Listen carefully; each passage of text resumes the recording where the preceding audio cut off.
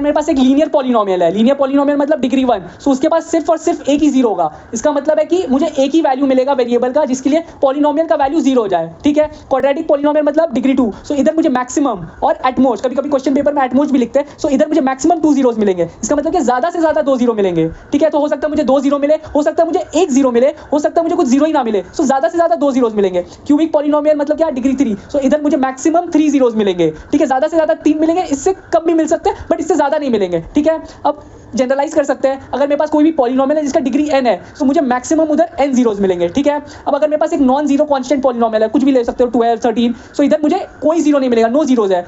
आपको एक्सप्लेन कर चुका था, क्योंकि मान लो 12 है, सो इसे कैसे लिख सकता हूँ, 12 into x to the power 0। अब आप x की जगह कुछ भी रखो, हमेशा मुझे 12 ही मिलेगा, ठीक है। और जीरो नहीं रख सकते, वरना 0 टू दी पावर 0 अनडिफाइंड हो जाता है, सो इधर मुझे कोई जीरोस नहीं मिलेंगे। अब जीरो के केस में देखो इनफाइनाइट जीरोस है, आप पूछोगे कैसे। अब देखो जीरो को कैसे लिख सकता हूँ, 0 इंटू एक्स, यहाँ पे x का पावर मैं कुछ भी ले सकता हूँ, क्योंकि एवेंचुअली वो जीरो से मल्टीप्लाइड होकर जीरो ही आएगा, सो कुछ भी ले सकते हैं। अब आप सोचो, ये तो ऑलरेडी जीरो है, सो मैं x का कुछ भी वैल्यू रखूँ, 10 रखूँ, 20, मतलब कुछ भी रख सकते हो, हमेशा तो जीरो ही मिलेगा क्योंकि जीरो मल्टीप्लाइड है, सो इसीलिए इधर इनफाइनाइट जीरोस है।